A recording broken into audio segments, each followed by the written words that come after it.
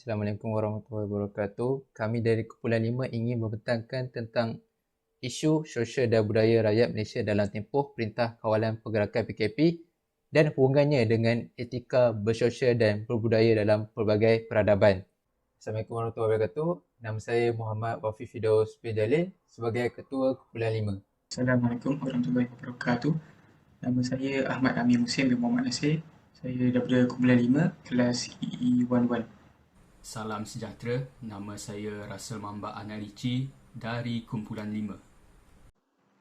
Assalamualaikum, nama saya Muhammad Zulhas Darwin bin Suhaini dari Kumpulan 5, kelas EE11. Okey, Assalamualaikum warahmatullahi wabarakatuh. Nama saya Muhammad Faris bin Muhammad Faisal. Saya daripada kelas EE2414. EE241C, kumpulan 5. Jadi, kita mulakan dengan pengenalan. Dalam usaha untuk mengurangkan tersebarnya wabak COVID-19, banyak negara telah mengenakan penutupan sepadan dan perintah kawalan pergerakan iaitu PKP kepada penduduknya. Keberkesanan langkah-langkah pengurangan ini sangat bergantung kepada kerjasama dan kepatuhan semua anggota masyarakat. Bukan itu sahaja, disebabkan pandemik juga rakyat terpaksa menghadapi norma baru. Untuk pengaturan semua, norma sebelum ini kita bebas melakukan aktiviti luar seperti sukan ataupun berada di halayak orang ramai, tapi sekarang kita tidak boleh, kita kena mengehadkan aktiviti luar kita. Jadi dengan penguasaan perintah kawalan pergerakan ini ke atas negara kita, terdapat beberapa aspek yang terkesan dengan penguasaan tersebut, dari aspek akademik, pekerjaan, budaya dan sosial. Namun demikian, rakyat haruslah ikhtiar dan bekerjasama satu sama lain bagi menangani pandemik COVID-19 ini. Jadi itu saja untuk pengenalan. Baik, latar belakang kajian. Setelah wujudnya penguatkuasaan PKP, Perintah Kawalan Pergerakan, kita tahu terdapat pelbagai isu, masalah telah wujud setelah penguatkuasaan PKP bermula. Jadi oleh sebab itu, kajian ini dilakukan untuk mengkaji isu sosial dan budaya rakyat Malaysia dalam tempoh PKP dan hubungannya dengan etika bersosial dan berbudaya dalam pelbagai peradaban. Seterusnya, objektif kajian. Pertama adalah untuk mengenal pasti impak masalah sosial dan budaya yang dihadapi oleh rakyat Malaysia semasa tempoh Perintah Kawalan Pergerakan PKP dan hubungannya dengan etika sosial dan budaya. Kedua adalah untuk mengenal pasti langkah mengatasi masalah sosial dan budaya yang dihadapi oleh rakyat Malaysia semasa tempoh PKP. Ketiga adalah untuk mengenal pasti peranan dan cabaran rakyat Malaysia dalam mengatasi masalah sosial dan budaya yang dihadapi semasa tempoh PKP. Kepentingan kajian. Pertama adalah untuk menyelesaikan masalah sosial dan budaya yang dihadapi oleh rakyat Malaysia semasa tempoh Perintah Kawalan Pergerakan PKP dan hubungannya dengan etika sosial dan budaya pelbagai tamadun pada era teknologi yang tinggi ini. Seterusnya, impak kajian ini ialah dari segi akademik, pelajar dapat meningkatkan kemahiran menggunakan gadget dan komputer dalam kursus pengajian di rumah tanpa perlu pergi ke sekolah. Terakhir sekali, daripada kajian ini, kita dapat melihat bagaimana cara rakyat Malaysia bersosial dan berbudaya dalam tempoh PKP dan hubungannya dengan etika bersosial dan berbudaya dalam pelbagai peradaban dari zaman dulu hingga era teknologi kini. Seterusnya, saya akan menerangkan tentang impak isu sosial dan budaya kepada rakyat Malaysia sepanjang tempoh Perintah Kawalan Pergerakan PKP dan hubungannya dengan etika bersosial dan berbudaya dalam pelbagai peradaban. Pertama, rakyat kehilangan pekerjaan. Pandemik COVID-19 menyebabkan aktiviti berkurangan dalam banyak sektor dan industri. Sebanyak 10 industri telah ditutup sepenuhnya. Contohnya industri PKS dan peniaga kecil terjejas teruk. Berikutan proses standard yang ketat dikeluarkan kerajaan, sektor pelancongan merupakan antara sektor yang paling terjejas semasa Perintah Kawalan Pergerakan PKP dan ramai yang diberhentikan kerja. Pengangguran mendadak amat membimbangkan kerana ia mungkin mendatangkan masalah lain seperti masalah kewangan dan psikologi rakyat Malaysia. Kedua, masalah kesihatan mental dan fizikal. Wabak COVID-19 menyebabkan kesan yang amat tragik pada tahap kesihatan mental setiap orang di seluruh dunia dan termasuk juga rakyat di Malaysia. Isu ini boleh meningkatkan risiko tingkah laku seseorang yang boleh membawa kepada insiden bunuh diri. Sertanya rakyat diminta untuk lebih peka dan prihatin terhadap ahli keluarga mereka dan masyarakat sekeliling bagi mengenal pasti simptom-simptom awal keburungan yang boleh membawa kepada tingkah laku bunuh diri, seperti keburungan yang terlalu teruk atau tingkah laku yang berubah. Seterusnya, masalah rumah tangga. Setengah keluarga mengalami masalah yang menyebabkan hubungan mereka tidak lagi rapat dan ada juga yang bercerai semasa tempoh PKP ini. Isu keganasan keluarga juga menjadi berita sensasi yang sering diperbincangkan oleh masyarakat dan sering viral di kebanyakan media sosial atau media massa. Ini menyebabkan berlaku banyak kes perceraian antara pasangan suami isteri di Malaysia dan perkara ini bukanlah perkara yang positif. Seterusnya adalah faktor isu sosial dan budaya dalam kalangan rakyat semasa tempoh PKP dan hubungannya dengan etika bersosial dan budaya dalam pelbagai peradaban. Faktor yang pertama adalah faktor rakyat kehilangan pekerjaan semasa tempoh PKP. Banyak syarikat yang terpaksa menghentikan operasi pekerjaan buat sementara waktu semasa tempoh PKP. Hal ini telah menyebabkan syarikat tidak mampu untuk menanggung pekerjaan kos cukai dan pembayaran gaji pekerja hingga menyebabkan syarikat terpaksa membuang pekerja mereka sendiri. Selain itu juga, ketidakstabilan ekonomi yang amat ketara yang telah menimpa seluruh dunia di awal suku pandemik COVID-19 telah menyebabkan penambahan bilangan kadar pengangguran dalam kalangan rakyat Malaysia sendiri. Faktor yang kedua adalah faktor masalah kesihatan mental dan juga fizikal. Disebabkan perubahan norma baharu yang tidak dapat diterima baik oleh segelintir golongan dalam kalangan rakyat Malaysia sendiri telah mengakibatkan masalah kesihatan mental seperti stres, cemas, bimbang dan juga buruk. Sebagai contoh, kita dapat lihat bahawa berlakunya pembelian panik dalam kalangan rakyat di pasar raya semasa membeli bekalan makanan dan juga topeng muka. Dan juga penjagaan makanan yang tidak rapi semasa PKP juga boleh menyebabkan masalah fizikal kerana kurangnya bergerak atau melakukan senaman semasa di rumah. Dan akhir sekali, faktor yang ketiga adalah faktor masalah rumah tangga. Masalah kecelaruan personaliti dan juga sikap panas baran pasangan boleh membawa kepada perselisihan faham yang berlaku dalam rumah tangga. Orang yang dibesarkan dalam suasana penderaan maupun diajar untuk mendera orang juga merupakan satu sebab kes penderaan dan keganasan sering berlaku. Terdapat banyak kes perceraian antara pasangan suami dan isteri yang berlaku disebabkan perselisihan faham dan masalah kewangan yang tidak stabil semasa tempoh PKP ini. Baik, seterusnya adalah langkah mengatasi isu sosial dan budaya kepada rakyat Malaysia sepanjang tempoh Perintah Kawalan Pergerakan dan hubungannya dengan etika bersosial dan berbudaya dalam pelbagai peradaban. Jadi, telah dibincangkan tadi bahawa setelah wujudnya Perintah Kawalan Pergerakan, terdapat pelbagai isu, pelbagai masalah telah timbul kepada rakyat-rakyat Malaysia. Jadi seperti kita tahu, setiap masalah, walaupun besar ataupun kecil, ada jalan penyelesaiannya. Jadi masalah yang pertama adalah masalah kehilangan, masalah rakyat kehilangan pekerjaan. Jadi langkah untuk mengatasi masalah ini adalah dengan mewujudkan sebuah norma baru, dengan mewujudkan budaya bekerja baru, iaitu bekerja secara atas talian ataupun lebih gemar dikenali sebagai bekerja secara online. Jadi kita ambil satu contoh. Okey, sebagai contohnya adalah pengajar, guru, cikgu, pensyarah di universiti.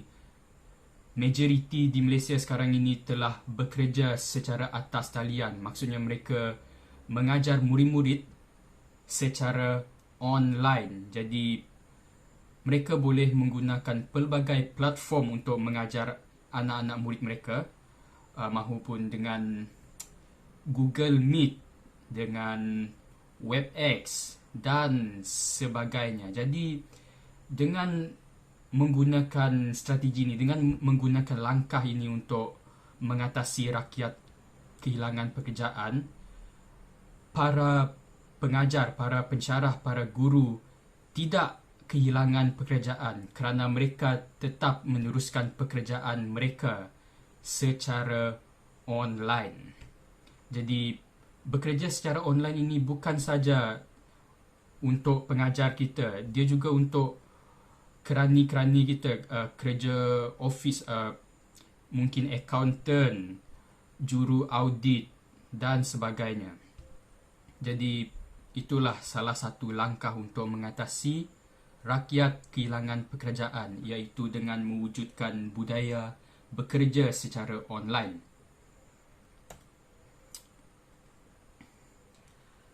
Masalah seterusnya adalah masalah kesihatan mental dan fizikal di kalangan rakyat. Jadi saya percaya hampir semua kita tahu, setelah wujudnya PKP di dalam Malaysia, ramai rakyat Malaysia yang terkesan, terutamanya dari segi kesihatan mental dan fizikal. Ramai yang telah terkesan secara buruk. Sebagai contoh, mereka tidak berdaya lagi untuk meneruskan kehidupan seharian mereka. Jadi kita tidak mahu benda ini untuk berterusan. Jadi salah satu langkah untuk mengatasi masalah ini adalah dengan sentiasa menjaga kesihatan badan. Jadi untuk masalah mental, kesihatan mental dan fizikal, jadi dengan menjaga tubuh badan kita, sebagai contoh kita bersenam, beriadah, mahupun bermain badminton, bermain bola, ataupun yang paling senang sekali, berjalan di taman rekreasi. Jadi dengan melakukan aktiviti seperti ini, sudah pasti 100% kesihatan mental dan juga fizikal mereka akan berbaik pulih, kerana aktiviti seperti yang saya nyatakan tadi dapat menggerakkan tubuh badan kita dan otak kita, menggerakkan dia untuk menjadi lebih baik. Jadi oleh sebab itu, melakukan aktiviti seperti bersenam dan beriadah tu tadi dapat menstabilkan tubuh badan kita supaya kesihatan mental dan fizikal kita dapat dikekalkan dengan paras yang baik. Jadi selain daripada itu, untuk menjaga kesihatan mental, terutamanya mental dan fizikal, adalah dengan menjaga hubungan kita dengan Tuhan Yang Maha Kuasa. Jadi salah satu caranya dalam musim PKP ini, salah satu cara untuk menjaga hubungan itu adalah bersembahyang secara dengan kerap, secara aktif, dan aktifkan diri menyertai aktiviti keagamaan. Sebagai contoh, saya ambil contoh agama Kristian. Agama Kristian selalunya ada membuat sesi Bible study secara online, kerana pada musim ini kita tidak dapat pergi ke rumah ibadat disebabkan oleh SOP yang tertentu. Jadi pihak gereja telah melakukan aktiviti Bible study secara online supaya rakyat-rakyat ahli agama boleh teruskan aktiviti agama ini tadi. Jadi apa yang saya nak terangkan ini tadi adalah dengan menjaga hubungan dengan Tuhan, sudah pasti kesihatan mental dan fizikal dapat terjaga. Jadi oleh sebab itu, salah satu langkah untuk mengatasi masalah kesihatan mental dan fizikal adalah dengan melakukan aktiviti kesihatan badan dan juga menjaga hubungan dengan Tuhan. Dan yang akhir sekali adalah masalah rumah tangga. Jadi cara kita untuk mengatasi masalah rumah tangga ini tadi adalah mendidik diri sendiri dan juga ahli keluarga kita dengan ajaran keagamaan. Saya pasti 100% setiap agama mengajar penganutnya untuk hormati satu sama lain, hormati ahli keluarga. Jadi semakin kita tahu tentang ajaran agama, semakin kita arif dalam aktiviti agama, dalam ilmu agama, sudah pasti orangnya akan bertindak lebih sopan santun, lebih lembut dengan ahli keluarganya. Jadi jika setiap warga di dalam rumah, setiap ahli keluarga menjalankan aktiviti keagamaan, sudah pasti masalah rumah tangga seperti bergaduh, bercerai dapat dielakkan. Seterusnya, peranan kerajaan, masyarakat, warga dan individu terhadap isu sosial dan budaya kepada rakyat Malaysia sepanjang tempoh Perintah Kawalan Pergerakan PKP dan hubungannya dengan etika bersosial dan budaya dalam pelbagai peradaban. Pertama, kerajaan. Peranan kerajaan yang pertama adalah pemantapan pendidikan dalam kalangan masyarakat rakyat, iaitu adalah bantuan inisiatif. Bantuan inisiatif yang dimaksudkan sini adalah pemberian telefon pintar dan laptop kepada keluarga B40 dapat meringankan beban keluarga untuk membeli gadget dan pada masa sama tidak meninggalkan mana-mana pelajar dari keluarga B40 untuk melakukan pembelajaran dari rumah. Yang kedua, kerajaan telah memberikan diskaun yuran kepada para pelajar IPT dan IPTA agar dapat meringankan beban pelajar dan menggunakan wang yang selebihnya untuk keperluan mereka yang lain. Kedua adalah peningkatan peluang pekerjaan. Kerajaan telah mengurangkan syarat untuk permohonan lesen perniagaan dan peniaga-peniaga boleh berniaga di mana-mana tempat asalkan tidak menghalang mana-mana laluan dan kereta ataupun laluan kaki. Kedua, kerajaan juga menggalakkan masyarakat untuk berniaga atas talian bagi mereka menjana pendapatan sendiri. Yang kedua adalah masyarakat. Peranan masyarakat adalah berkomunikasi antara satu sama lain di media sosial. Aplikasi media sosial seperti WhatsApp, Facebook dan Instagram dapat membantu masyarakat berkomunikasi dan menanya khabar serta mengetahui keadaan sekeliling masyarakat mereka. Salah satu antara yang pernah viral di TikTok adalah bendera putih. Bendera putih bermaksud seseorang individu atau keluarga memerlukan barang keperluan asas kerana mereka tidak lagi berkemampuan atau tidak mempunyai wang. Dengan cara ini, masyarakat dapat menghulurkan bantuan kepada individu dan keluarga yang menaikkan bendera putih. Yang kedua adalah inisiatif bantuan kejiranan. Dan seperti contohnya gerobak rezeki. Beberapa kedai seperti Speedmart dan kedai-kedai runcit menyediakan satu rak barang makanan asas untuk diberikan kepada keluarga-keluarga yang memerlukan barang-barang tersebut. Dengan itu, masyarakat dapat membantu mereka yang dalam kesusahan. Ketiga adalah keluarga. Peranan keluarga adalah mentor kepada anak-anak. Kebanyakan ibu bapa akan bekerja di rumah kerana faktor tempoh Perintah Kawalan Pergerakan. Oleh itu, ibu bapa dapat mendidik anak-anak mereka terutamanya di bawah 12 tahun untuk memakai pelitup muka serta menggunakan hand sanitizer. Peranan kedua adalah menjaga keselamatan keluarga. Ibu bapa perlu mengambil inisiatif untuk menjaga keselamatan keluarga mereka sendiri, terutamanya semasa keluar. Ibu bapa digalakkan untuk mengelakkan daripada membawa anak-anak mereka ke kawasan sesak seperti kawasan membeli belah dan pasar. Yang seterusnya adalah individu. Peranan individu yang pertama adalah keselamatan diri. Keselamatan diri dimaksudkan dekat sini adalah memakai pelitup muka dan sanitizer untuk mengelakkan diri daripada menjadi mangsa COVID-19. Yang kedua adalah menjaga kesihatan. Sepanjang tempoh Perintah Kawalan Pergerakan ini, kebanyakan akan duduk di rumah dan tidak buat apa. Jadi oleh itu, mengamalkan amalan hidup sihat seperti senam aerobik di dalam rumah dapat menjaga kesihatan diri. Ketiga adalah menjana ekonomi.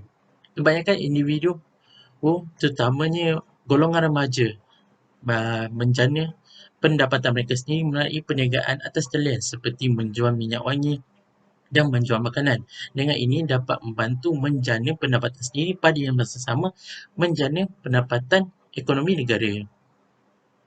Okay, jadi terdapat cabaran yang dihadapi terhadap isu sosial dan budaya kepada rakyat Malaysia sepanjang tempoh Perintah Kawalan Pergerakan PKP dan hubungannya dengan etika bersosial dan budaya dalam pelbagai peradaban. Antara yang cabaran yang dihadapi ketika PKP adalah cabaran bergerak di dalam negara.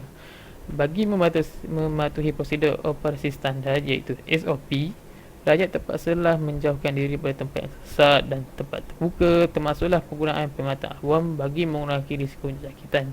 Seperti mana kita tahu, perkhidmatan awam adalah satu tempat yang di mana ramai orang dalam keadaan yang sempit. Dengan itu, ia akan meningkatkan risiko pada kita untuk terkena jangkitan COVID-19. Jadi sebagai alternatif lain, kita terpaksalah menggunakan kenderaan sendiri ataupun menumpang rakan yang boleh percayai. Jadi disebabkan pelaksanaan prosedur tersebut, ia memberi kesan pada keluarga yang kurang berkemampuan seperti tidak mempunyai kenderaan sendiri untuk pergi kerja atau lokasi yang hendak dituju. Jadi itu adalah cabaran bergerak dalam negara. Jadi cabaran yang seterusnya adalah cabaran pendidikan. Itu pelajar atau penuntut di universiti terpaksa pulang ke kampung halaman masing-masing bagi mematuhi SOP. Jadi tiada lagi pembelajaran secara bersemuka dan kebanyakannya sudah beralih ke pembelajaran secara talian. Di mana contohnya adalah PDPR. Jadi tidak semua pelajar berpeluang mengakses pembelajaran secara talian atas faktor tertentu seperti tidak dapat menampung pembelajaran. Iaitu seperti mana yang kita tahu, pembelian data atau pembelian internet bukanlah harga yang murah dan bergantung pada faktor tempat, di mana tempat di dalam bandar kemungkinan mudah untuk mendapat line internet kerana dia berada dalam liputan internet, melainkan di tempat di luar bandar ataupun di tempat kawasan pedalaman di mana penduduknya agak sukar mendapat internet kerana tiada liputan internet di tempat tersebut kerana tempat itu kurang maju. Sebagai kesimpulannya, tidak dinafikan bahawa terdapat pelbagai isu yang telah dihadapi oleh rakyat Malaysia. Antara isu yang telah rakyat Malaysia lalui adalah isu kehilangan pekerja. Dalam tempoh PKP, pelbagai sektor dan ekonomi terpaksa ditutup atas arahan kerajaan Malaysia dengan niat untuk mengurangkan kes jangkitan COVID-19 di negara Malaysia. Oleh hal demikian, dalam tempoh tersebut, terdapat ramai rakyat yang kehilangan pekerjaan. Selain itu, isu yang telah rakyat lalui adalah isu kesihatan mental. Akhir sekali, isu yang telah rakyat lalui sepanjang pelaksanaan Perintah Kawalan Pergerakan PKP adalah isu rumah tangga. Akhir sekali adalah cadangan.